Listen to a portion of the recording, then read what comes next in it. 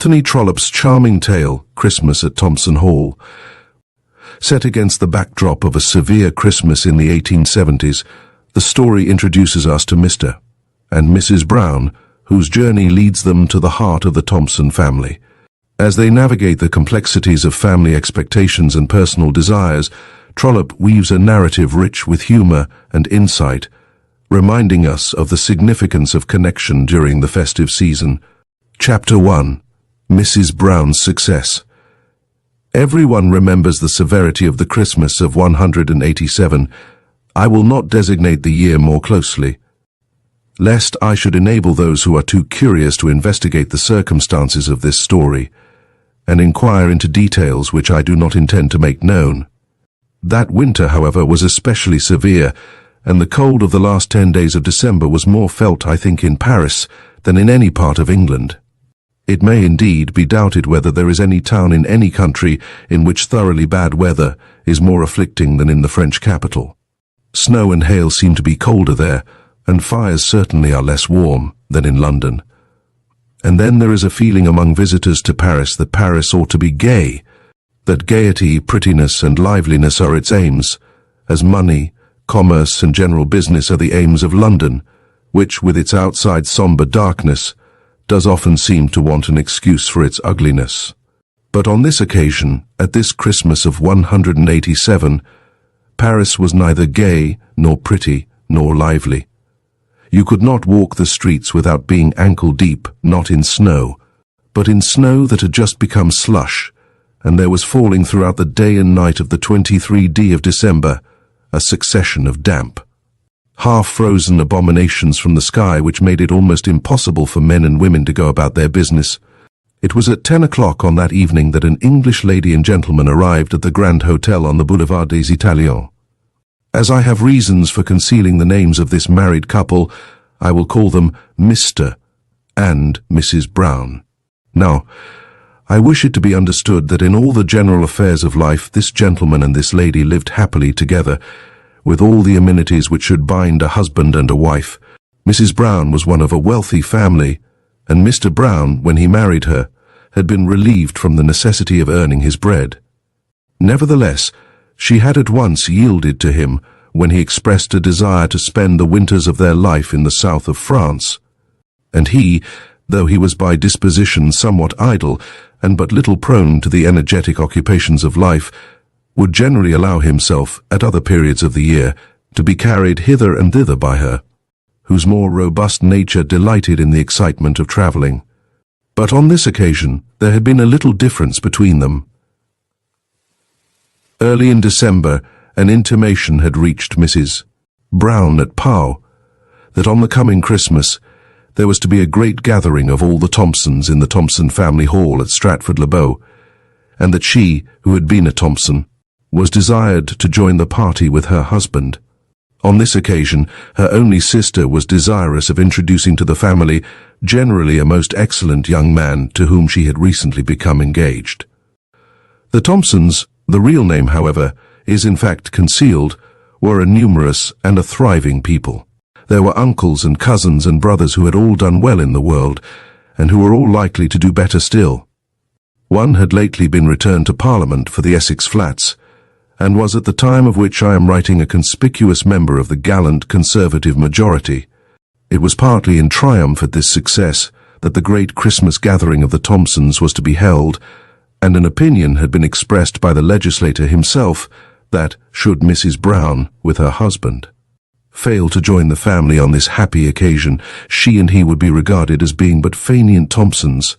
Since her marriage, which was an affair now nearly 8 years old, Mrs. Brown had never passed a Christmas in England. The desirability of doing so had often been mooted by her. Her very soul craved the festivities of holly and mince pies. There had ever been meetings of the Thompsons at Thompson Hall, though meetings not so significant, not so important to the family, as this one which was now to be collected. More than once had she expressed a wish to see old Christmas again in the old house among the old faces, but her husband had always pleaded a certain weakness about his throat and chest as a reason for remaining among the delights of Pau. Year after year she had yielded, and now this loud summons had come. It was not without considerable trouble that she had induced Mr. Brown to come as far as Paris. Most unwillingly had he left Pau, and then, twice on his journey both at Bordeaux and Tours, he had made an attempt to return. From the first moment he had pleaded his throat, and when at last he had consented to make the journey, he had stipulated for sleeping at those two towns and at Paris. Mrs. Brown, who with no slightest feeling of fatigue could have made the journey from Pau to Stratford without stopping, had assented to everything, so that they might be at Thompson Hall on Christmas Eve.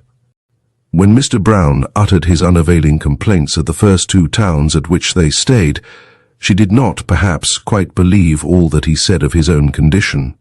We know how prone the strong are to suspect the weakness of the weak, as the weak are to be disgusted by the strength of the strong. There were, perhaps, a few words between them on the journey, but the result had hitherto been in favour of the lady. She had succeeded in bringing Mr. Brown as far as Paris. Had the occasion been less important, no doubt she would have yielded. The weather had been bad even when they left Pau, but as they had made their way northward it had become worse and still worse. As they left Tours, Mr. Brown, in a hoarse whisper, had declared his conviction that the journey would kill him. Mrs. Brown, however, had unfortunately noticed half an hour before that he had scolded the waiter on the score of an overcharged franc or two with a loud and clear voice. Had she really believed that there was danger or even suffering, she would have yielded, but no woman is satisfied in such a matter to be taken in by false pretenses. She observed that he ate a good dinner on his way to Paris, and that he took a small glass of cognac with complete relish, which a man really suffering from bronchitis surely would not do. So she persevered, and brought him into Paris, late in the evening, in the midst of all that slush and snow. Then, as they sat down to supper, she thought he did speak hoarsely, and her loving feminine heart began to misgive her. But this now was at any rate clear to her that he could not be worse off by going on to London than he would be should he remain in Paris. If a man is to be ill, he had better be ill in the bosom of his family than at a hotel. What comfort could he have, what relief, in that huge barrack? As for the cruelty of the weather, London could not be worse than Paris. And then she thought she had heard that sea air is good for a sore throat. In that bedroom, which had been allotted to them au quatrième, they could not even get a decent fire. It would in every way be wrong now to forego the great Christmas gathering when nothing could be gained by staying in Paris. She had perceived that, as her husband became really ill, he became also more tractable and less disputatious. Immediately after that little glass of cognac, he had declared that he would be, if he would go beyond Paris, and she began to fear that after all, everything would have been done in vain. But as they went down to supper between 10 and 11, he was more subdued, and merely remarked that this journey would, he was sure, be the death of him. It was 11:30 when they got back to their bedroom, and then he seemed to speak with good sense, and also with much real apprehension. "If I can't get something to relieve me, I know I shall never make my way on," he said. It was intended that they should leave the hotel at 5:30 the next morning so as to arrive at Stratford, travelling by the tidal train at 7:30 on Christmas Eve.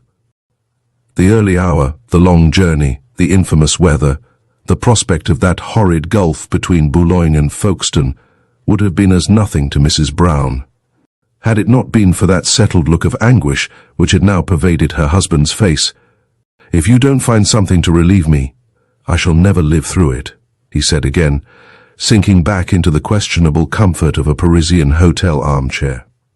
"But my dear, what can I do?" she asked, almost in tears, standing over him and caressing him. He was a thin, genteel-looking man, with a fine, long, soft brown beard, a little bald at the top of the head, but certainly a genteel-looking man. She loved him dearly, and in her softer moods was apt to spoil him with her caresses. "What can I do, my dearie? You know I would do anything if I could. Get into bed, my pet, and be warm, and then tomorrow morning you will be all right." At this moment he was preparing himself for his bed, and she was assisting him. Then she tied a piece of flannel round his throat, and kissed him, and put him in beneath the bedclothes. "I'll tell you what you can do," he said, very hoarsely. His voice was so bad now that she could hardly hear him, so she crept close to him and bent over him. She would do anything if he would only say what. Then he told her what was his plan. Down in the salon he had seen a large jar of mustard standing on a sideboard. As he left the room he had observed that this had not been withdrawn with the other appurtenances of the meal.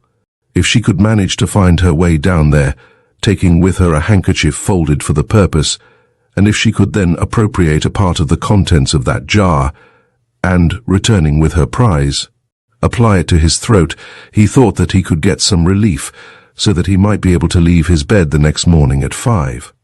"But I'm afraid it will be very disagreeable for you to go down all alone at this time of night," he croaked out in a piteous whisper. "Of course I'll go," said she. "I don't mind going in the least. Nobody will bite me." And she at once began to fold a clean handkerchief. "I won't be 2 minutes, my darling, and if there is a grain of mustard in the house, I'll have it on your chest almost immediately." She was a woman not easily cowed, and the journey down into the salon was nothing to her. Before she went, she tucked the clothes carefully up to his ears, and then she started. To run along the first corridor till she came to a flight of stairs was easy enough, and easy enough to descend them. Then there was another corridor, and another flight, and a third corridor, and a third flight, and she began to think that she was wrong. She found herself in a part of the hotel which she had not hitherto visited, and soon discovered by looking through an open door or two that she had found her way among a set of private sitting rooms which she had not seen before. Then she tried to make her way back, up the same stairs and through the same passages, so that she might start again. She was beginning to think that she had lost herself altogether, and that she would be able to find neither the salon nor her bedroom, when she happily met the night porter. She was dressed in a loose white dressing gown, with a white net over her loose hair, and with white worsted slippers. I ought perhaps to have described her personal appearance sooner. She was a large woman with a commanding bust, thought by some to be handsome, after the manner of Juno. But with strangers there was a certain severity of manner about her, a fortification, as it were, of her virtue against all possible attacks, a declared determination to maintain at all points. The beautiful character of a British matron which, much as it had been appreciated at Thompson Hall, had met with some ill-natured criticism among French men and women. At Pau she had been called La Fière Anglaise. The name had reached her own ears and those of her husband. He had been much annoyed, but she had taken it in good part, had indeed been somewhat proud of the title, and had endeavoured to live up to it. With her husband, she could on occasion be soft, but she was of opinion that with other men, a British matron should be stern. She was now greatly in want of assistance, but nevertheless, when she met the porter she remembered her character. "I have lost my way wandering through these horrid passages," she said in her severest tone. This was in answer to some question from him, some question to which her reply was given very slowly. Then, when he asked where Madame wished to go, she paused, again thinking what destination she would announce. No doubt the man could take her back to her bedroom, but if so, the mustard must be renounced, and with the mustard, as she now feared, all hope of reaching Thompson Hall on Christmas Eve.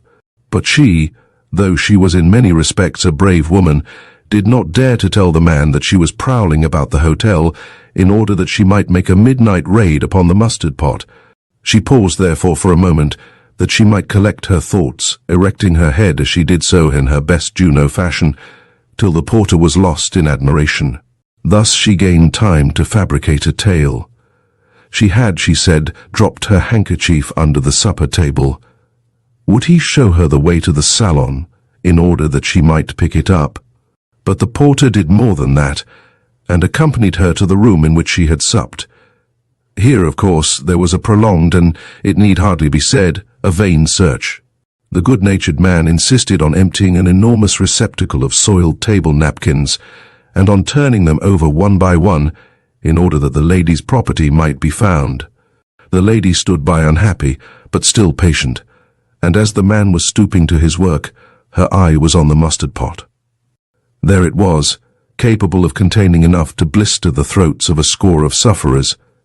She edged off a little toward it while the man was busy, trying to persuade herself that he would surely forgive her if she took the mustard and told him her whole story.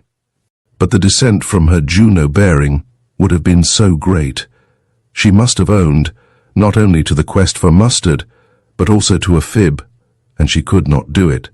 The porter was at last of opinion that Madame must have made a mistake, and Madame acknowledged that she was afraid it was so, with a longing, lingering eye, with an eye turned back. Oh! So sadly to the great jar she left the room, the porter leading the way. She assured him that she would find it by herself, but he would not leave her till he had put her onto the proper passage. The journey seemed to be longer now even than before, but as she ascended the many stairs she swore to herself that she would not even yet be balked of her object. Should her husband want comfort for his poor throat, and the comfort be there within her reach, and he not have it?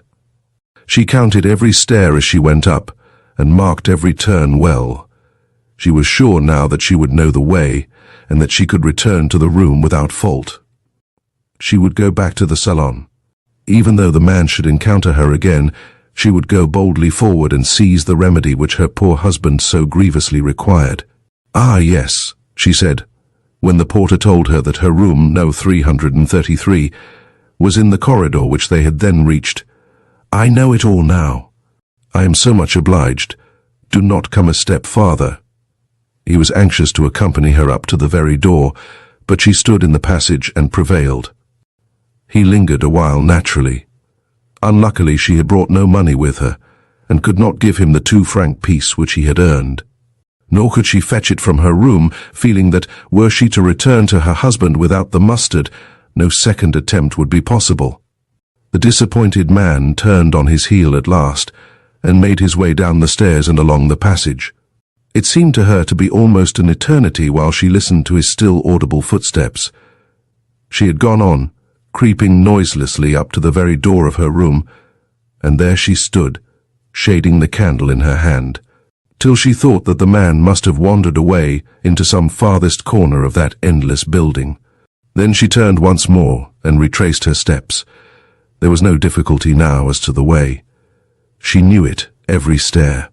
At the head of each flight she stood and listened, but not a sound was to be heard, and then she went on again. Her heart beat high with anxious desire to achieve her object, and at the same time with fear. What might have been explained so easily at first would now be as difficult of explanation. At last she was in the great public vestibule, which she was now visiting for the 3rd time, and of which, at her last visit, she had taken the bearings accurately. The door was there closed, indeed, but it opened F to the hand, the hall and on E stairs and ONG. The passages there had been gas, but here there was no light beyond that given by the little taper which she carried. When accompanied by the porter, she had not feared the darkness, but now there was something in the obscurity which made her dread to walk the length of the room up to the mustard jar. She paused, and listened, and trembled.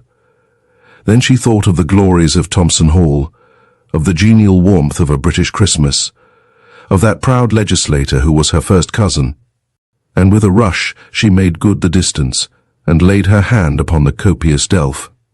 She looked round, but there was no one there. No sound was heard, not the distant creak of a shoe, not a rattle from one of those 1,000 doors. As she paused with her fair hand upon the top of the jar, while the other held the white cloth on which the medicinal compound was to be placed, she looked like Lady Macbeth, as she listened at Duncan's chamber door. There was no doubt as to the sufficiency of the contents. The jar was full nearly up to the lips. The mixture was, no doubt, very different from that good, wholesome English mustard which your cook makes fresh for you, with a little water, in 2 minutes. It was impregnated with a sour odour, and was, to English eyes, unwholesome of colour, but still it was mustard. She seized the horn spoon, and without further delay spread an ample sufficiency on the folded square of the handkerchief. Then she commenced to hurry her return. But still there was a difficulty, no thought of which had occurred to her before. The candle occupied one hand, so that she had but the other for the sustenance of her treasure. Had she brought a plate or saucer from the salon, it would have been all well. As it was, she was obliged to keep her eye intent on her right hand and to proceed very slowly on her return journey. She was surprised to find what an aptitude the thing had to slip from her grasp, but still she progressed slowly and was careful not to miss a turning. At last she was safe at her chamber door. There it was, no, 333, Chapter 2, Mrs. Brown's Failure. With her eye still fixed upon her burden, she glanced up at the number of the door, minus 333. She had been determined all through not to forget that. Then she turned the latch and crept in. The chamber also was dark after the gaslight on the stairs, but that was so much the better. She herself had put out the 2 candles on the dressing table before she had left her husband. As she was closing the door behind her, she paused and could hear that he was sleeping. She was well aware that she had been long absent, quite long enough for a man to fall into slumber who was given that way. She must have been gone, she thought, fully an hour. There had been no end to that turning over of napkins which she had so well known to be altogether vain. She paused at the centre table of the room, still looking at the mustard, which she now delicately dried from off her hand. She had had no idea that it would have been so difficult to carry so light and so small an affair. But there it was, and nothing had been lost. She took some small instrument from the washing stand, and with the handle collected the flowing fragments into the centre. Then the question occurred to her whether, as her husband was sleeping so sweetly, it would be well to disturb him. She listened again, and felt that the slight murmur of a snore with which her ears were regaled was altogether free from any real malady in the throat. Then it occurred to her that, after all, fatigue perhaps had only made him cross. She bethought herself how, during the whole journey, she had failed to believe in his illness. What meals he had eaten, how thoroughly he had been able to enjoy his full complement of cigars. And then that glass of brandy, against which she had raised her voice slightly in feminine opposition. And now he was sleeping there like an infant, with full, round, perfected, almost sonorous workings of the throat. Who does not know that sound, almost of 2 rusty bits of iron scratching against each other, which comes from a suffering windpipe? There was no semblance of that here. Why disturb him when he was so thoroughly enjoying that rest which, more certainly than anything else, would fit him for the fatigue of the morrow's journey? I think that, after all her labour, she would have left the pungent cataplasm on the table and have crept gently into bed beside him. Had not a thought suddenly struck her of the great injury he had been doing her if he were not really ill? To send her down there, in a strange hotel, wandering among the passages, in the middle of the night, subject to the contumely of anyone who might meet her, on a commission which, if it were not sanctified by absolute necessity, would be so thoroughly objectionable. At this moment she hardly did believe that he had ever really been ill. Let him have the cataplasm, if not as a remedy, then as a punishment. It could, at any rate, do him no harm. It was with an idea of avenging rather than of justifying the past labours of the night that she proceeded at once to quick action. Leaving the candle on the table, so that she might steady her right hand with the left, she hurried stealthily to the bedside. Even though he was behaving badly to her, she would not cause him discomfort by waking him roughly. She would do a wife's duty to him as a British matron should. She would not only put the warm mixture on his neck, but would sit carefully by him for 20 minutes, so that she might relieve him from it, when the proper period should have come for removing the counter-irritation from his throat. There would doubtless be some little difficulty in this, in collecting the mustard after it had served her purpose. Had she been at home, surrounded by her own comforts, the application would have been made with some delicate linen bag, through which the pungency of the spice would have penetrated with strength sufficient for the purpose. But the circumstance of the occasion had not admitted this. She had, she felt, done wonders in achieving so much success as this which she had obtained. If there should be anything disagreeable in the operation, he must submit to it. He had asked for mustard for his throat, and mustard he should have. As these thoughts passed quickly through her mind, leaning over him in the dark, with her eye fixed on the mixture lest it should slip, she gently raised his flowing beard with her left hand, and with her other inverted rapidly, steadily but very softly fixed the handkerchief on his throat.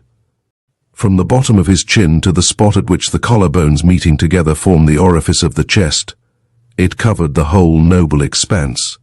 There was barely time for a glance, but never had she been more conscious of the grand proportions of that manly throat.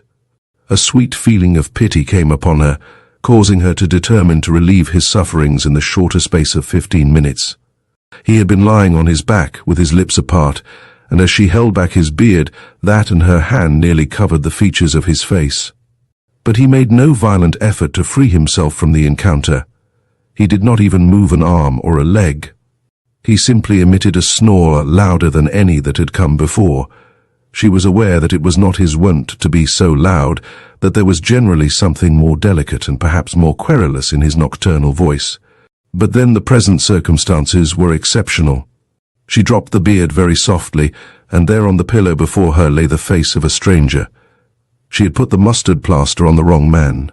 Not Priam wakened in the dead of night, not Dido when first she learned that Aeneas had fled, not Othello when he learned that Desdemona had been chaste, not Medea when she became conscious of her slaughtered children. Could have been more struck with horror than was this British matron, as she stood for a moment, gazing with awe on that stranger's bed. One vain, half-completed, snatching grasp she made at the handkerchief, and then drew back her hand. If she were to touch him, would he not wake at once, and find her standing there in his bedroom? And then how could she explain it? By what words could she so quickly make him know the circumstances of that strange occurrence, that he should accept it all before he had said a word that might offend her? For a moment she stood all but paralyzed after that faint, ineffectual movement of her arm. Then he stirred his head uneasily on the pillow, opened wider his lips, and twice in rapid succession snored louder than before. She started back a couple of paces, and with her body placed between him and the candle, with her face averted, but with her hands still resting on the foot of the bed, she endeavored to think what duty required of her. She had injured the man. Though she had done it most unwittingly, there could be no doubt but that she had injured him. If for a moment she could be brave, the injury might in truth be little, but how disastrous might be the consequences if she were now in her cowardice to leave him. Who could tell? Applied for 15 or 20 minutes, a mustard plaster may be the salvation of a throat ill at ease. But if left there throughout the night, upon the neck of a strong man, ailing nothing, only too prone in his strength to slumber soundly, how sad, how painful, for aught she knew how dangerous, might be the effects. And surely it was an error which any man with a heart in his bosom might pardon. Judging from what little she had seen of him, she thought that he must have a heart in his bosom. Was it not her duty to wake him, and then quietly to extricate him from the embarrassment which she had brought upon him? But in doing this, what words should she use? How should she wake him? How should she make him understand her goodness, her beneficence, her sense of duty, before he should have jumped from the bed and rushed to the bell, and have summoned all above and all below to the rescue?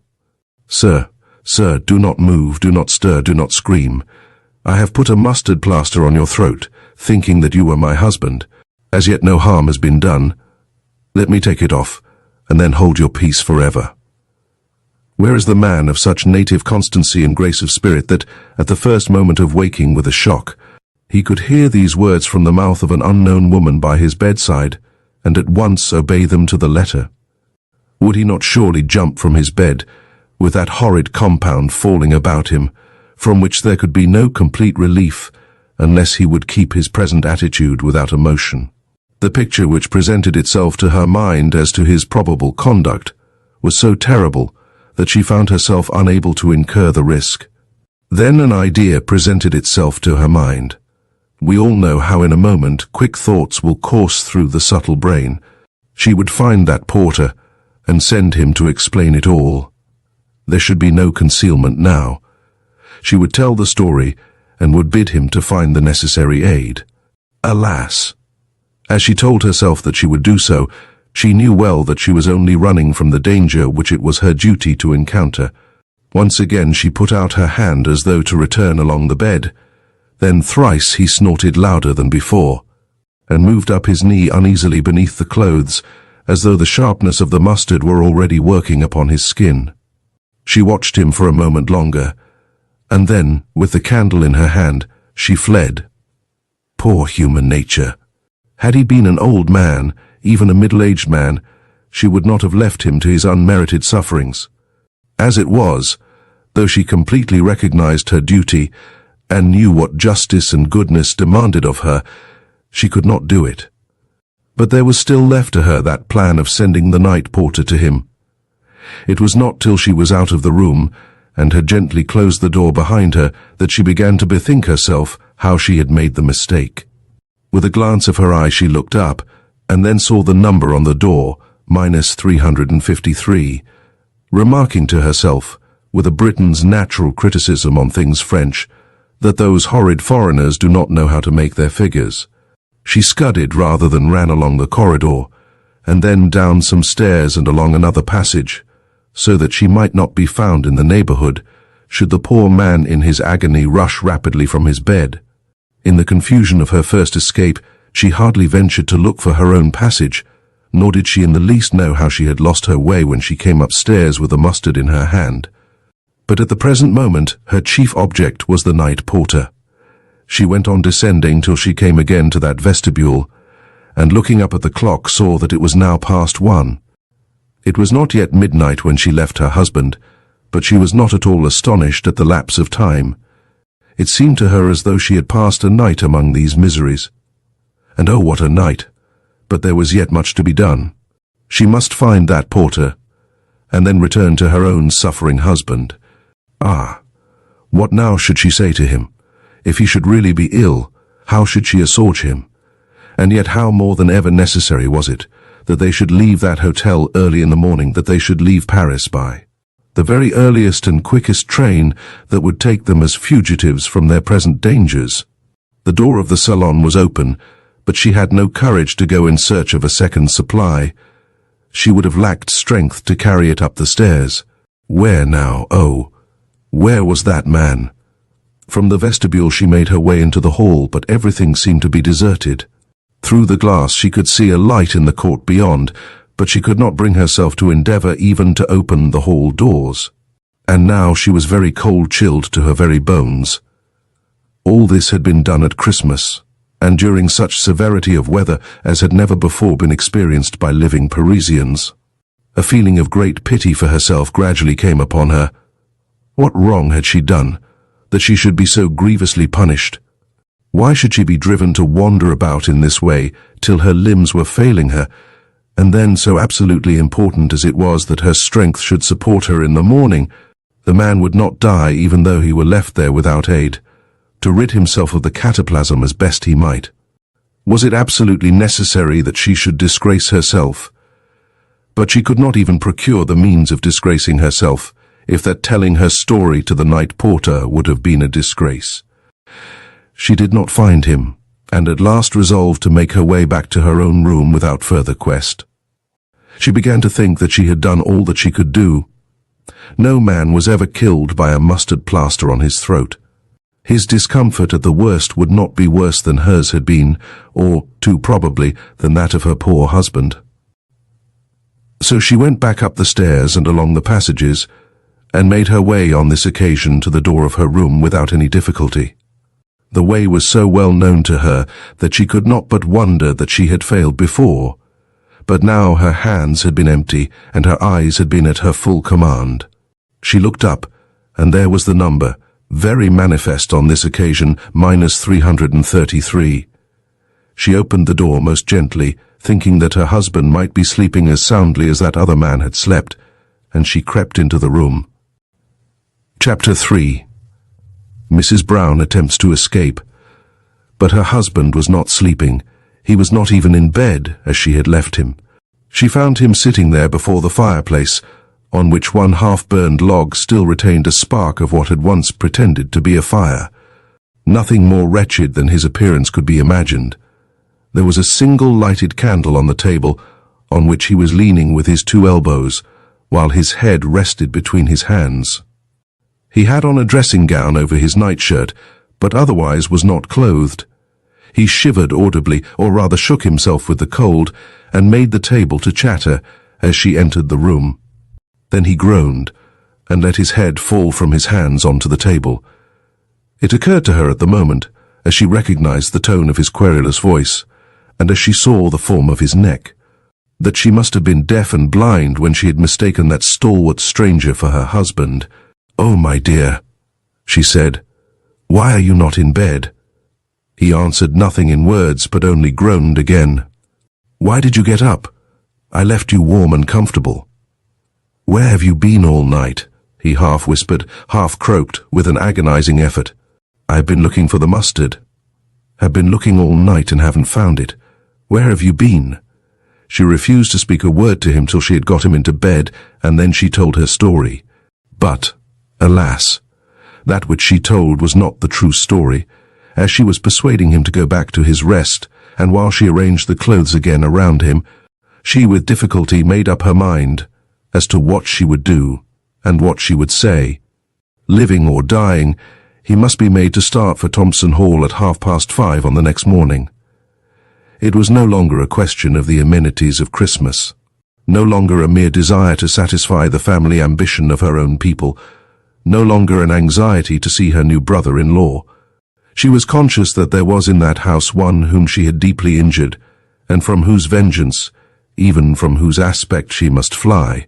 How could she endure to see that face which she was so well sure that she would recognize, or to hear the slightest sound of that voice which would be quite familiar to her ears, though it had never spoken a word in her hearing? She must certainly fly on the wings of the earliest train which would carry her toward the old house, but in order that she might do so, she must propitiate her husband. So she told her story. She had gone forth, as he had bade her, in search of the mustard, and then had suddenly lost her way. Up and down the house she had wandered, perhaps nearly a dozen times. Had she met no one? He asked, in that raspy, husky whisper. Surely there must have been someone about the hotel, nor was it possible that she could have been roaming about all those hours. "Only 1 hour, my dear," she said. Then there was a question about the duration of time, in which both of them waxed angry, and as she became angry her husband waxed stronger, and as he became violent beneath the clothes. The comfortable idea returned to her that he was not perhaps so ill as he would seem to be. She found herself driven to tell him something about the porter, having to account for that lapse of time by explaining how she had driven the poor man to search for the handkerchief which she had never lost. "Why did you not tell him you wanted the mustard?" "My dear, why not? There is nothing to be ashamed of in wanting mustard. At 1 o'clock in the morning, I couldn't do it. To tell you the truth, he wasn't very civil, and I thought that he was perhaps a little tipsy.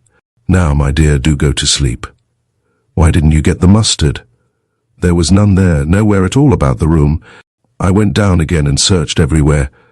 That's what took me so long. They always lock up those kind of things at these French hotels. They're too close-fisted to leave anything out. When you first spoke of it, I knew that it would be gone when I got there. Now, my dear, do go to sleep, because we positively must start in the morning." "That is impossible," said he, jumping up in the bed. "We must go, my dear. I say that we must go. After all that has passed, I wouldn't not be with Uncle John and my cousin Robert tomorrow evening for more than I would venture to say." "Bother!" he exclaimed. "It's all very well for you to say that, Charles, but you don't know. I say that we must go tomorrow, and we will. I do believe you want to kill me, Mary. That is very cruel, Charles, and most false, and most unjust. As for making you ill, nothing could be so bad for you as this wretched place, where nobody can get warm either day or night. If anything will cure your throat for you at once, it will be the sea air, and only think how much more comfortable they can make you at Thompson Hall than anywhere in this country. I have so set my heart upon it, Charles, that I will do it. If we are not there tomorrow night, Uncle John won't consider us as belonging to the family. I don't believe a word of it. Jane told me so in her letter. I wouldn't let you know before because I thought it so unjust, but that has been the reason why I've been so earnest about it all through. It was 1,000 pities that so good a woman should have been driven by the sad stress of circumstances to tell so many fibs. One after another she was compelled to invent them, that there might be a way open to her of escaping the horrors of a prolonged sojourn in that hotel. At length, after much grumbling, he became silent, and she trusted that he was sleeping. He had not as yet said that he would start at the required hour in the morning, but she was perfectly determined in her own mind that he should be made to do so. As he lay there motionless, and as she wandered about the room pretending to pack her things, she more than once almost resolved that she would tell him everything. Surely then he would be ready to make any effort.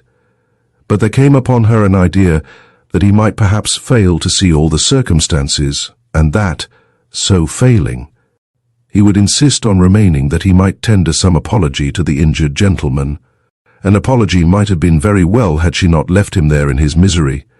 But what apology would be possible now? She would have to see him and speak to him, and everyone in the hotel would know every detail of the story. Everyone in France would know that it was she who had gone to the strange man's bedside and put the mustard plaster on the strange man's throat in the dead of night.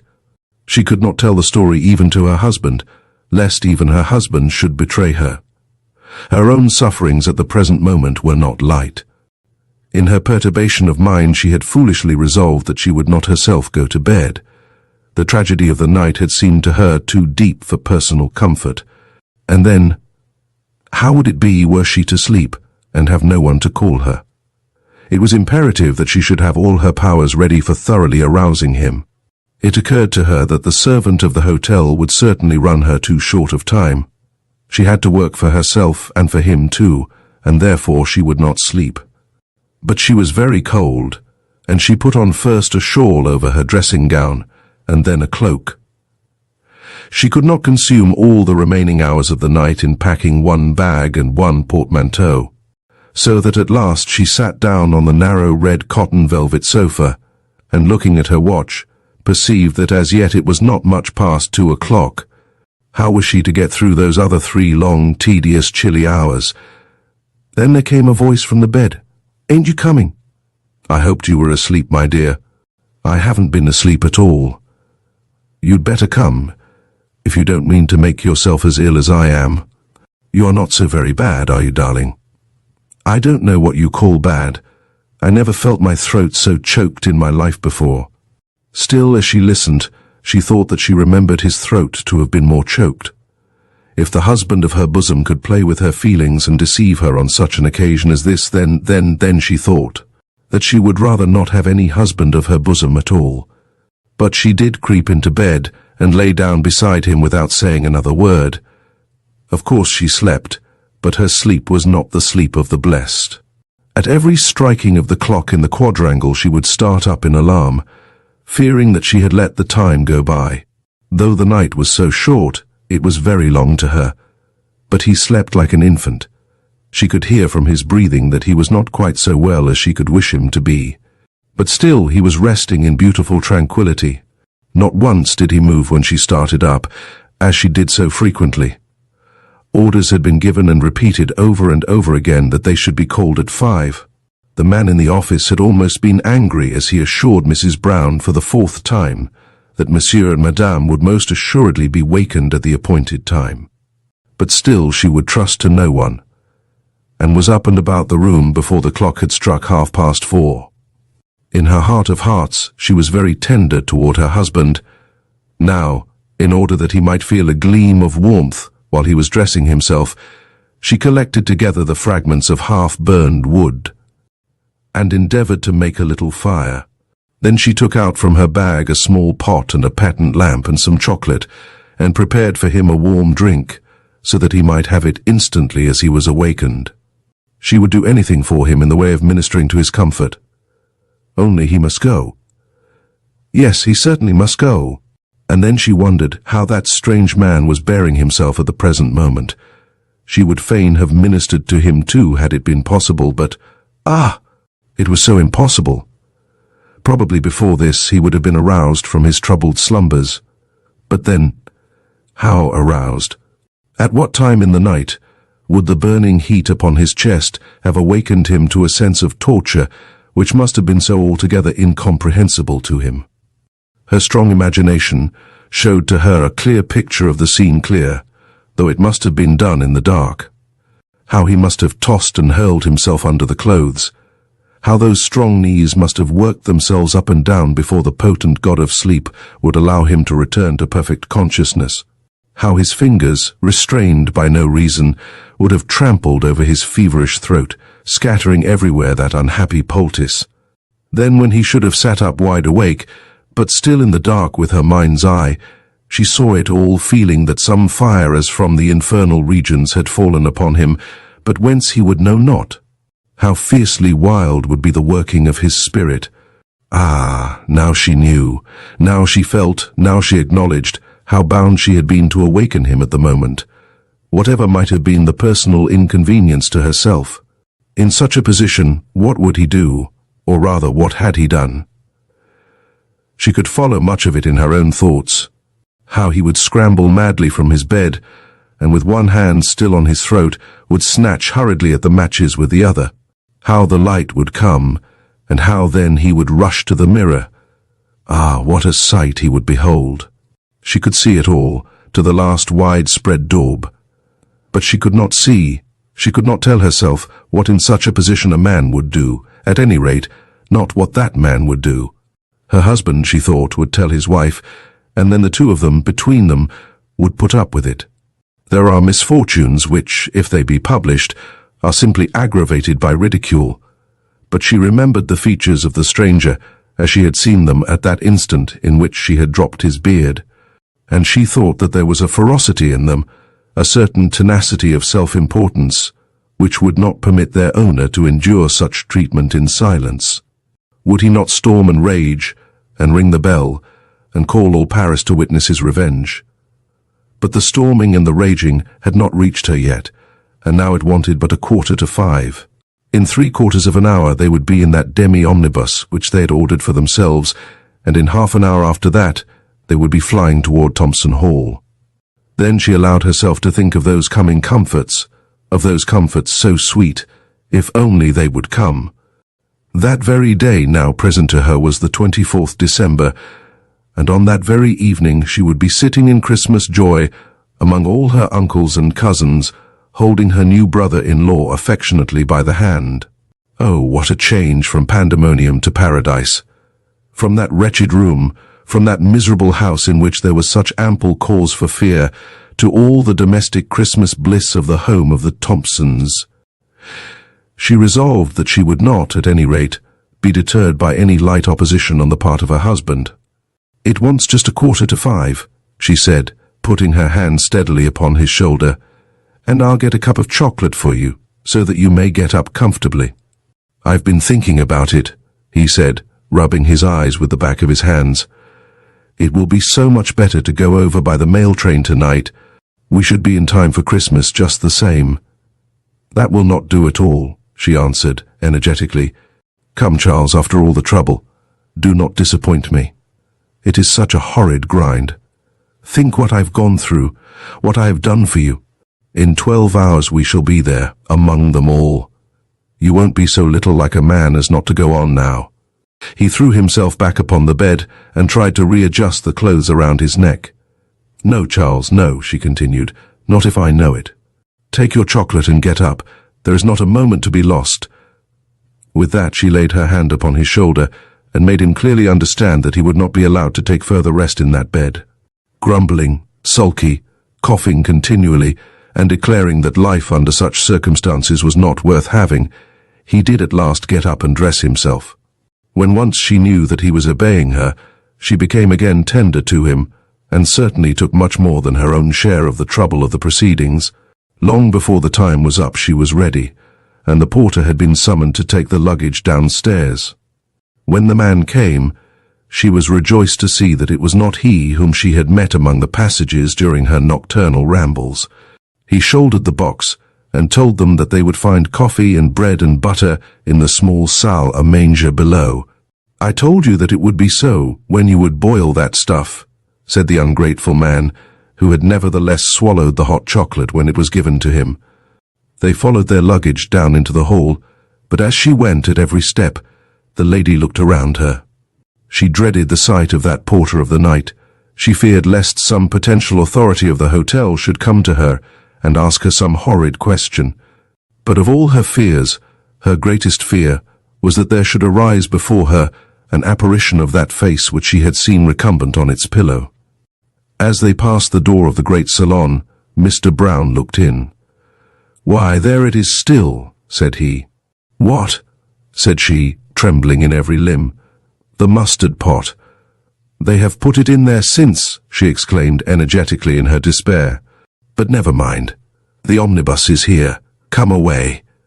And she absolutely took him by the arm. But at that moment a door behind them opened, and Mrs. Brown heard herself called by her name. And there was the night porter, with a handkerchief in his hand. But the further doings of that morning must be told in a farther chapter. Chapter 4. Mrs. Brown does escape. It had been visible to Mrs. Brown from the first moment of her arrival on the ground floor that something was the matter, if we may be allowed to use such a phrase, and she felt all but convinced that this something had reference to her. She fancied that the people of the hotel were looking at her as she swallowed or tried to swallow her coffee. When her husband was paying the bill, there was something disagreeable in the eye of the man who was taking the money. Her sufferings were very great, and no one sympathized with her. Her husband was quite at his ease, except that he was complaining of the cold. When she was anxious to get him out into the carriage, he still stood there, leisurely arranging shawl after shawl around his throat. "You can do that quite as well in the omnibus," she had just said to him very crossly, when there appeared upon the scene through a side door that very night porter whom she dreaded with a soiled pocket handkerchief in his hand. Even before the sound of her own name met her ears, Mrs. Brown knew it all. She understood the full horror of her position from that man's hostile face, and from the little article which he held in his hand. If during the watches of the night she had had money in her pocket, if she had made a friend of this greedy fellow by well-timed liberality, all might have been so different. But she reflected that she had allowed him to go unfeed after all his trouble, and she knew that he was her enemy. It was the handkerchief that she feared. She thought that she might have brazened out anything but that. No one had seen her enter or leave that strange man's room. No one had seen her dip her hands in that jar. She had, no doubt, been found wandering about the house, while the slumberer had been made to suffer so strangely, and there might have been suspicion, and perhaps accusation, but she would have been ready with frequent protestations to deny all charges made against her. And though no one might have believed her, no one could have convicted her. Here, however, was evidence against which she would be unable to stand for a moment. At the first glance she acknowledged the potency of that damning morsel of linen. During all the horrors of the night, she had never given a thought to the handkerchief, and yet she ought to have known that the evidence it would bring against her was palpable and certain. Her name, Brown, was plainly written on the corner. What a fool she had been not to have thought of this. Had she but remembered the plain marking which she, as a careful, well-conducted British matron, had put upon all her clothes, she would at any hazard have recovered the article. Oh, that she had waked the man, or bribed the porter, or even told her husband. But now she was, as it were, friendless, without support, without a word that she could say in her own defense. Convicted of having committed this assault upon a strange man as he slept in his own bedroom, and then of having left him. The thing must be explained by the truth. But how to explain such truth? How to tell such story, in a way to satisfy injured folk? And she with only barely time sufficient to catch the train. Then it occurred to her that they could have no legal right to stop her because the pocket handkerchief had been found in a strange gentleman's bedroom. "Yes, it is mine," she said, turning to her husband, as the porter with a loud voice asked if she were not Madame Brown. "Take it, Charles, and come on." Mr. Brown naturally stood still in astonishment. He did put out his hand, but the porter would not allow the evidence to pass so readily out of his custody. "What does it all mean?" asked Mr. Brown. Something has been done to a gentleman in his bedroom," said the clerk. "Something done to a gentleman," repeated Mr. Brown. "Something very bad indeed," said the porter. "Look here," and he showed the condition of the handkerchief. "Charles, we shall lose the train," said the affrighted wife. "What the mischief does it all mean?" demanded the husband. "Did Madame go into the gentleman's room?" asked the clerk. Then there was an awful silence, and all eyes were fixed upon the lady. "What does it all mean?" demanded the husband. "Did you go into anybody's room?" "I did," said Mrs. Brown with much dignity, looking round upon her enemies as a stag at bay will look upon the hounds which are attacking him. "Give me the handkerchief." But the night porter quickly put it behind his back. "Charles, we cannot allow ourselves to be delayed. You shall write a letter to the keeper of the hotel explaining it all." Then she essayed to swim out through the front door into the courtyard, in which the vehicle was waiting for them. But 3 or 4 men and women interposed themselves, and even her husband did not seem quite ready to continue his journey. "Tonight is Christmas Eve," said Mrs. Brown, "and we shall not be at Thompson Hall. Think of my sister." "Why did you go into the man's bedroom, my dear?" whispered Mr. Brown in English.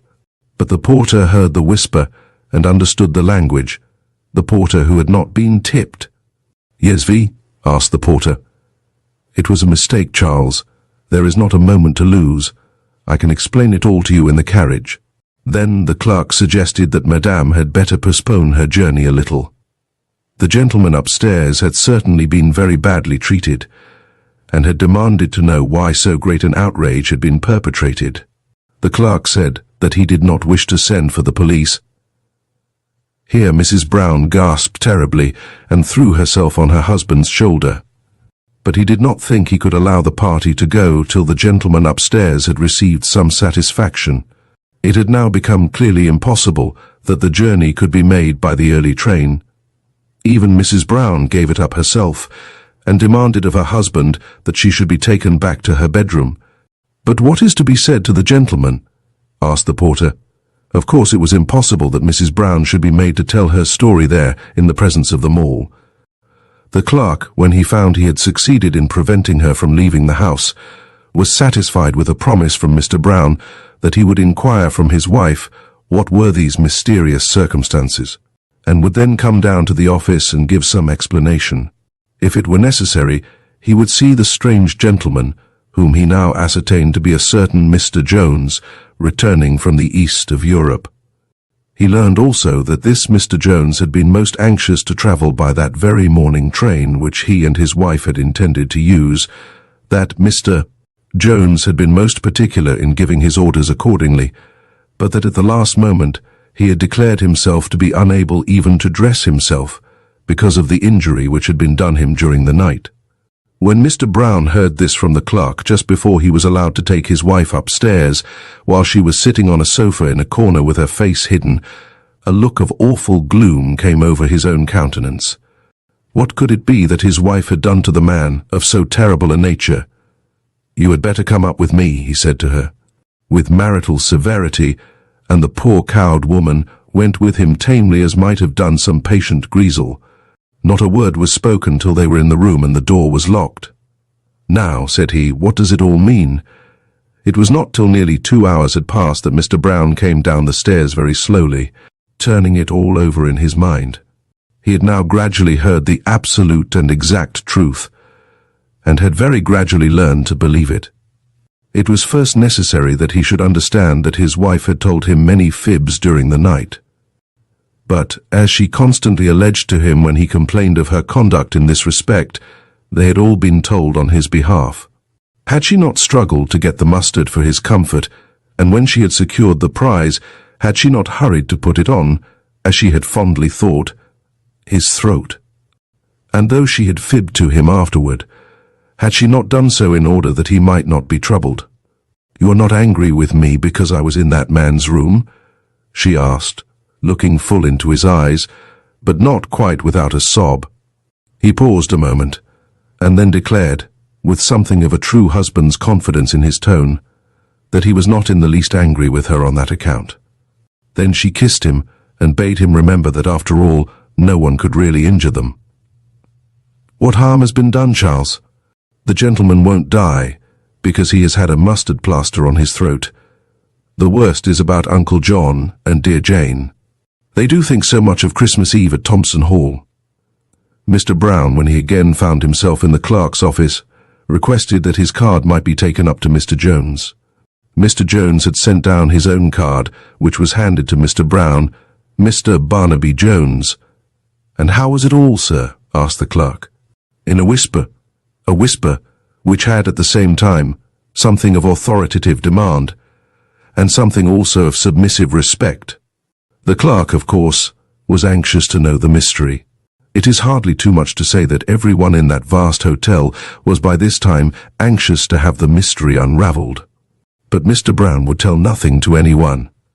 "It is merely a matter to be explained between me and Mr. Jones," he said. The card was taken upstairs, and after a while he was ushered into Mr. Jones's room. It was, of course, that very 353 with which the reader is already acquainted. There was a fire burning, and the remains of Mr. Jones's breakfast were on the table. He was sitting in his dressing gown and slippers, with his shirt open in the front, and a silk handkerchief very loosely covering his throat. Mr. Brown, as he entered the room, of course looked with considerable anxiety at the gentleman of whose condition he had heard so sad an account. But he could only observe some considerable stiffness of movement and demeanour as Mr. Jones turned his head round to greet him. "This has been a very disagreeable accident, Mr. Jones," said the husband of the lady. "Accident? I don't know how it could have been an accident. It has been a most monstrous error, I must say, interference with a gentleman's privacy and personal comfort." "Quite so, Mr. Jones, but on the part of the lady who is my wife." "So I understand. I myself am about to become a married man, and I can understand what your feelings must be. I wish to say as little as possible to harrow them." Here Mr. Brown bowed. "But there's the fact. She did do it. She thought it was me." "What?" "I give you my word as a gentleman, Mr. Jones. When she was putting that mess upon you, she thought it was me." "She did indeed." Mr. Jones looked at his new acquaintance and shook his head. He did not think it possible that any woman would make such a mistake as that. "I had a very bad sore throat," continued Mr. Brown, "and indeed you may perceive it still in saying this he perhaps aggravated a little the sign of his distemper, and I asked Mrs. Brown to go down and get one just what she put on you." "I wish you'd had it," said Mr. Jones, putting his hand up to his neck. "I wish I had, for your sake as well as mine, and for hers, poor woman. I don't know when she will get over the shock. I don't know when I shall, and it has stopped me on my journey. I was to have been tonight, this very night, this Christmas Eve, with the young lady I am engaged to marry. Of course I couldn't travel. The extent of the injury done nobody can imagine at present. It has been just as bad to me, sir. We were to have been with our family this Christmas Eve. There were particular reasons, most particular. We were only hindered from going by hearing of your condition. Why did she come into my room at all? I can't understand that. A lady always knows her own room at a hotel. 353, that's yours. 333, that's ours. Don't you see how easy it was? She had lost her way, and she was a little afraid lest the thing should fall down. I wish it had with all my heart. That's how it was. Now I'm sure, Mr. Jones, you'll take a lady's apology. It was a most unfortunate mistake. Most unfortunate. But what more can be said? Mr. Jones gave himself up to reflection for a few moments before he replied to this. He supposed that he was bound to believe the story as far as it went. At any rate, he did not know how he could say that he did not believe it. It seemed to him to be almost incredible, especially incredible in regard to that personal mistake, for, except that they both had long beards and brown beards, Mr. Jones thought that there was no point of resemblance between himself and Mr. Brown. But still, even that, he felt, must be accepted. But then why had he been left, deserted, to undergo all those torments? She found out her mistake at last, I suppose, he said. Oh, yes. Why didn't she wake a fellow and take it off again? Ah, she can't have cared very much for a man's comfort when she went away and left him like that. Ah, there was the difficulty, Mr. Jones. Difficulty?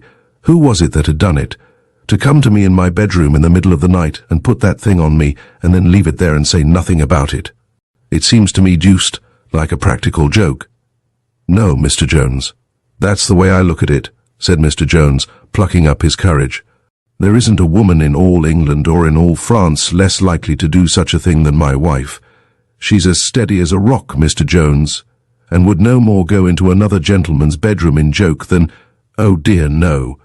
You're going to be a married man yourself. Unless all this makes a difference, said Mr. Jones, almost in tears. I had sworn that I would be with her this Christmas Eve. Oh, Mr. Jones, I cannot believe that will interfere with your happiness. How could you think that your wife, as is to be, would do such a thing as that in joke? She wouldn't do it at all, joke or any way. How can you tell what accident might happen to anyone? She'd have wakened the man then, afterward. I'm sure she would. She would never have left him to suffer in that way. Her heart is too soft. Why didn't she send you to wake me and explain it all? That's what my Jane would have done, and I should have gone and wakened him. But the whole thing is impossible, he said, shaking his head as he remembered that he and his Jane were not in a condition as yet to undergo any such mutual trouble. At last Mr. Jones was brought to acknowledge that nothing more could be done. The lady had sent her apology and told her story, and he must bear the trouble and inconvenience to which she had subjected him. He still, however, had his own opinion about her conduct generally, and could not be brought to give any sign of amity. He simply bowed when Mr. Brown was hoping to induce him to shake hands, and sent no word of pardon to the great offender. The matter, however, was so far concluded that there was no further question of police interference, nor any doubt but that the lady, with her husband, was to be allowed to leave Paris by the night train. The nature of the accident probably became known to all. Mr. Brown was interrogated by many, and though he professed to declare that he would answer no question, nevertheless he found it better to tell the clerks something of the truth than to allow the matter to be shrouded in mystery. It is to be feared that Mr. Jones, who did not once show himself through the day, but who employed the hours in endeavoring to assuage the injury done him, still lived in the conviction that the lady had played a practical joke on him. But the subject of such a joke never talks about it, and Mr. Jones could not be induced to speak even by the friendly adherence of the night porter. Mrs. Brown also clung to the seclusion of her own bedroom, never once stirring from it till the time came in which she was to be taken down to the omnibus. Upstairs she ate her meals, and upstairs she passed her time in packing and unpacking, and in requesting that telegrams might be sent repeatedly to Thompson Hall. In the course of the day 2 such telegrams were sent, in the latter of which the Thompson family were assured that the Browns would arrive probably in time for breakfast on Christmas Day, certainly in time for church. She asked more than once tenderly after Mr. Jones's welfare, but could obtain no information. He was very cross, and that's all I know about it, said Mr. Brown. Then she made a remark as to the gentleman's Christian name, which appeared on the card as Barnaby. My sister's husband's name will be Burnaby, she said. And this man's Christian name is Barnaby. That's all the difference, said her husband, with ill-timed jocularity. We all know how people under a cloud are apt to fail in asserting their personal dignity. On the former day, a separate vehicle had been ordered by Mr. Brown to take himself and his wife to the station. But now, after his misfortunes, he contented himself with such provision as the people at the hotel might make for him. At the appointed hour, he brought his wife down, thickly veiled. There were many strangers, as she passed through the hall, ready to look at the lady who had done that wonderful thing in the dead of night. But none could see a feature of her face as she stepped across the hall and was hurried into the omnibus. And there were many eyes also on Mr. Jones, who followed her very quickly, for he also, in spite of his sufferings, was leaving Paris on the evening in order that he might be with his English friends on Christmas Day. He, as he went through the crowd, assumed an air of great dignity, to which perhaps something was added by his endeavours as he walked to save his poor throat from irritation. He too got into the same omnibus, stumbling over the feet of his enemy in the dark. At the station they got their tickets, one close after the other, and then were brought into each other's presence in the waiting room. I think it must be acknowledged that here Mr. Jones was conscious not only of her presence, but of her consciousness of his presence, and that he assumed an attitude, as though he should have said, "Now do you think it possible for me to believe that you mistook me for your husband?" She was perfectly quiet, but sat through that quarter of an hour with her face continually veiled. Mr. Brown made some little overture of conversation to Mr. Jones, but Mr. Jones, though he did mutter some reply, showed plainly enough that he had no desire for further intercourse. Then came the accustomed stampede, the awful rush, the internecine struggle in which seats had to be found. Seats, I fancy, are regularly found, even by the most tardy, but it always appears that every British father and every British husband is actuated at these stormy moments by a conviction that unless he proves himself a very Hercules, he and his daughters and his wife will be left desolate in Paris. Mr. Brown was quite Herculean, carrying 2 bags and a hat box in his own hands, besides the cloaks, the coats, the rugs, the sticks, and the umbrellas. But when he had got himself and his wife well seated, with their faces to the engine, with a corner seat for her, there was Mr. Jones immediately opposite to her. Mr. Jones, as soon as he perceived the inconvenience of his position, made a scramble for another place, but he was too late. In that contiguity, the journey as far as Calais had to be made. She, poor woman, never once took up her veil. There he sat, without closing an eye, stiff as a ramrod, sometimes showing by little uneasy gestures that the trouble at his neck was still there, but never speaking a word, and hardly moving a limb. Crossing from Calais to Dover, the lady was, of course, separated from her victim. The passage was very bad, and she more than once reminded her husband how well it would have been with them now, had they pursued their journey as she had intended, as though they had been detained in Paris by his fault. Mr. Jones, as he laid himself down on his back, gave himself up to wondering whether any man before him had ever been made subject to such absolute injustice. Now and again he put his hand up to his own beard, and began to doubt whether it could have been moved, as it must have been moved, without waking him. What if chloroform had been used? Many such suspicions crossed his mind during the misery of that passage. They were again together in the same railway carriage from Dover to London. They had now got used to the close neighbourhood, and knew how to endure each the presence of the other. But as yet Mr. Jones had never seen the lady's face. He longed to know what were the features of the woman who had been so blind, if indeed that story were true. Or if it were not true, of what like was the woman who would dare in the middle of the night to play such a trick as that? But still she kept her veil close over her face. From Cannon Street, the Browns took their departure in a cab for the Liverpool Street station, whence they would be conveyed by the Eastern Counties Railway to Stratford. Now, at any rate, their troubles were over. They would be in ample time not only for Christmas Day church, but for Christmas Day breakfast. "It will be just the same as getting in there last night," said Mr. Brown, as he walked across the platform to place his wife in the carriage for Stratford. She entered it the first, and as she did so, there she saw Mr. Jones seated in the corner. Hitherto she had borne his presence well, but now she could not restrain herself from a little start and a little scream. He bowed his head very slightly, as though acknowledging the compliment, and then down she dropped her veil. When they arrived at Stratford, the journey being over in a quarter of an hour, Jones was out of the carriage even before the Browns. "There is Uncle John's carriage," said Mrs. Brown, thinking that now, at any rate, she would be able to free herself from the presence of this terrible stranger. No doubt he was a handsome man to look at, but on no face so sternly hostile had she ever before fixed her eyes. She did not, perhaps, reflect that the owner of no other face had ever been so deeply injured by herself. Chapter 5. Mrs. Brown at Thompson Hall. "Please, sir, we were to ask for Mr. Jones," said the servant, putting his head into the carriage after both Mr. and Mrs. Brown had seated themselves. "Mr. Jones?" exclaimed the husband.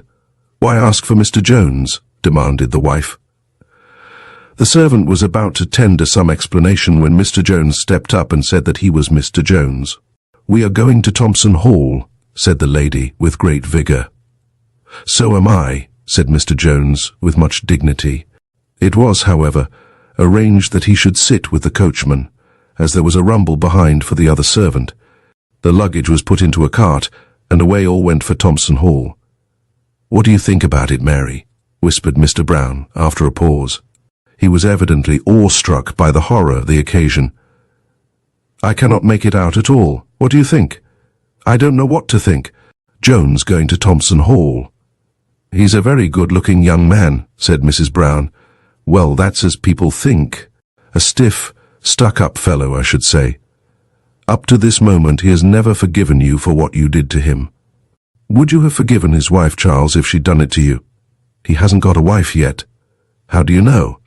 "He is coming home now to be married," said Mr. Brown. "He expects to meet the young lady this very Christmas Day. He told me so. That was one of the reasons why he was so angry at being stopped by what you did last night. I suppose he knows Uncle John, or he wouldn't be going to the hall," said Mrs. Brown. "I can't make it out," said Mr. Brown, shaking his head. "He looks quite like a gentleman," said Mrs. Brown, "though he has been so stiff." "Jones, Barnaby Jones. You're sure it was Barnaby?" "That was the name on the card." "Not Burnaby?" asked Mrs. Brown. "It was Barnaby Jones on the card, just the same as Barnaby Rudge. And as for looking like a gentleman, I'm by no means quite so sure. A gentleman takes an apology when it's offered." "Perhaps, my dear, that depends on the condition of his throat. If you had had a mustard plaster on all night, you might not have liked it. But here we are at Thompson Hall at last." Thompson Hall was an old brick mansion, standing within a huge iron gate, with a gravel sweep before it. It had stood there before Stratford was a town, or even a suburb, and had then been known by the name of Bow Place. But it had been in the hands of the present family for the last 30 years, and was now known far and wide as Thompson Hall, a comfortable, roomy, old-fashioned place, perhaps a little dark and dull to look at, but much more substantially built than most of our modern villas. Mrs. Brown jumped with alacrity from the carriage, and with a quick step entered the home of her forefathers. Her husband followed her more leisurely, but he too felt that he was at home at Thompson Hall. Then Mr. Jones walked in also, but he looked as though he were not at all at home. It was still very early, and no one of the family was as yet down. In these circumstances it was almost necessary that something should be said to Mr. Jones. "Do you know Mr. Thompson?" asked Mr. Brown. "I never had the pleasure of seeing him as yet," answered Mr. Jones very stiffly. "Oh, I didn't know, because you said you were coming here." "And I have come here. Are you friends of Mr. Thompson?" "Oh dear, yes," said Mrs. Brown. "I was a Thompson myself before I married." "Oh, indeed," said Mr. Jones. "How very odd. Very odd indeed." During this time the luggage was being brought into the house, and two old family servants were offering them assistance. Would the newcomers like to go up to their bedrooms? Then the housekeeper, Mrs. Green, intimated with a wink that Miss Jane would, she was sure, be down quite immediately. The present moment, however, was still very unpleasant. The lady probably had made her guess as to the mystery, but the two gentlemen were still altogether in the dark. Mrs. Brown had no doubt declared her parentage, but Mr. Jones, with such a multitude of strange facts crowding on his mind, had been slow to understand her. Being somewhat suspicious by nature, he was beginning to think whether possibly the mustard had been put by this lady on his throat with some reference to his connection with Thompson Hall. Could it be that she, for some reason of her own, had wished to prevent his coming, and had contrived this untoward stratagem out of her brain? Or had she wished to make him ridiculous to the Thompson family, to whom, as a family, he was at present unknown? It was becoming more and more improbable to him that the whole thing should have been an accident. When, after the first horrid torments of that morning in which he had in his agony invoked the assistance of the night porter, he had begun to reflect on his situation, he had determined that it would be better that nothing further should be said about it. What would life be worth to him if he were to be known wherever he went, as the man who had been mustard-plastered in the middle of the night by a strange lady? The worst of a practical joke is that the remembrance of the absurd condition sticks so long to the sufferer. At the hotel that night, Porter, who had possessed himself of the handkerchief and had read the name, and had connected that name with the occupant of 333, whom he had found wandering about the house with some strange purpose, had not permitted the thing to sleep. The porter had pressed the matter home against the Browns and had produced the interview which has been recorded. But during the whole of that day Mr. Jones had been resolving that he would never again either think of the Browns or speak of them. A great injury had been done to him, a most outrageous injustice, but it was a thing which had to be endured. A horrid woman had come across him like a nightmare. All he could do was to endeavor to forget the terrible visitation. Such had been his resolve, in making which he had passed that long day in Paris. And now the Browns had stuck to him from the moment of his leaving his room. He had been forced to travel with them, but had traveled with them as a stranger. He had tried to comfort himself with the reflection that at every fresh stage he would shake them off. In one railway after another the vicinity had been bad, but still they were strangers.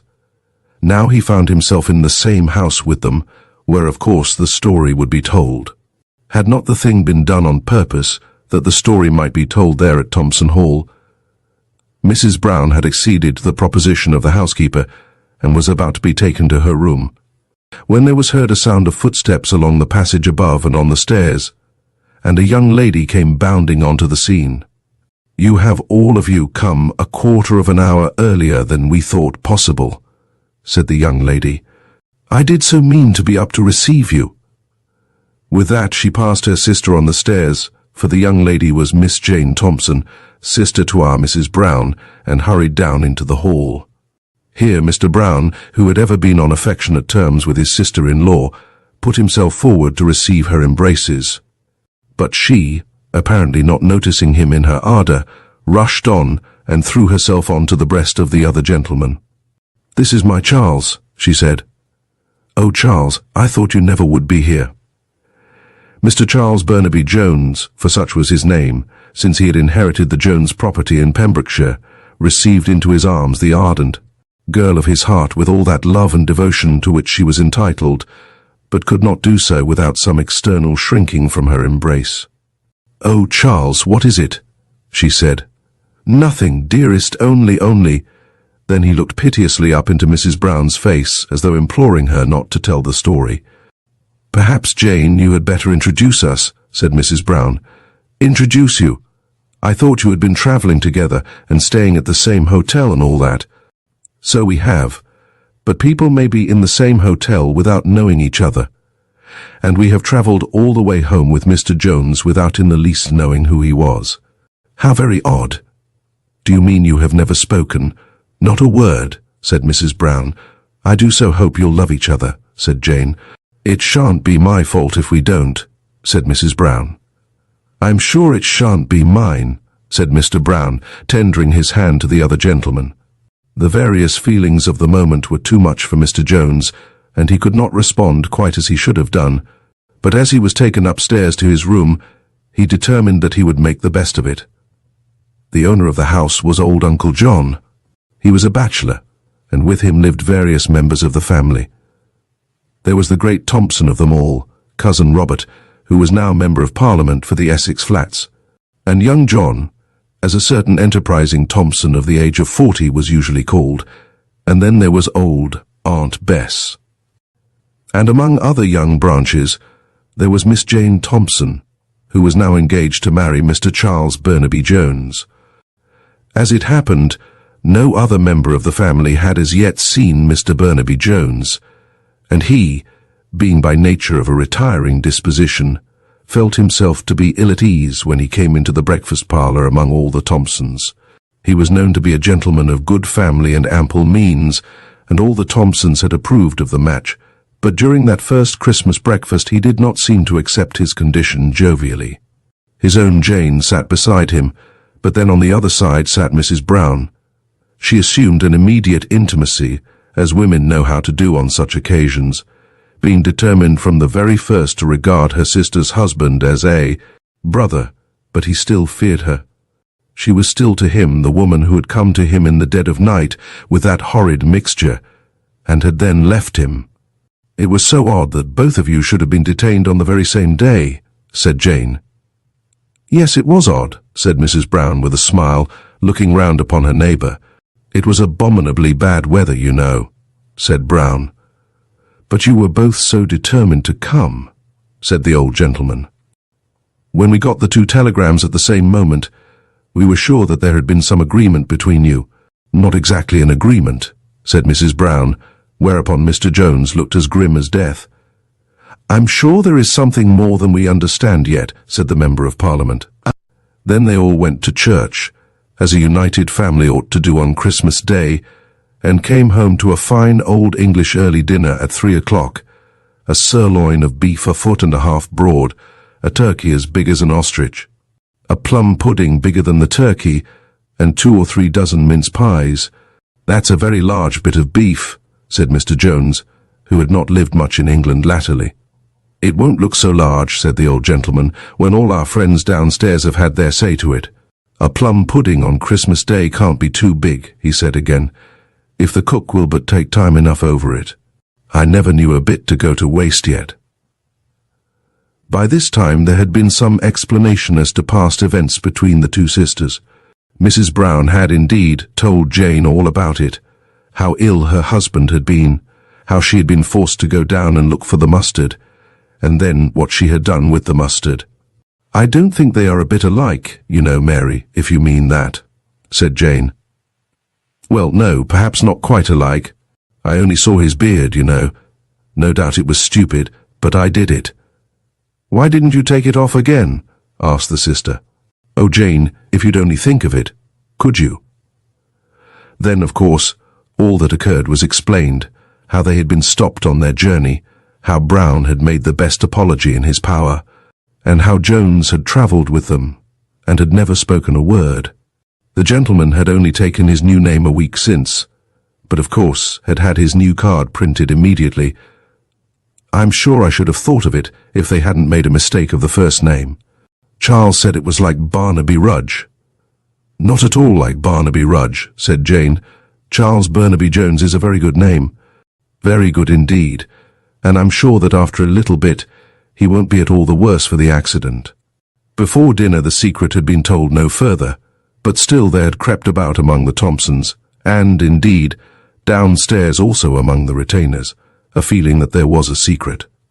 The old housekeeper was sure that Miss Mary, as she still called Mrs. Brown, had something to tell, if she could only be induced to tell it, and that this something had reference to Mr. Jones's personal comfort.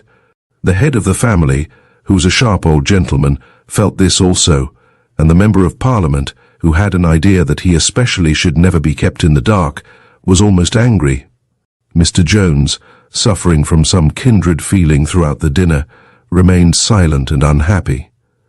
When 2 or 3 toasts had been drunk, the Queen's health, the old gentleman's health, the young couple's health, Brown's health, and the general health of all the Thompsons' then tongues were loosened, and a question was asked.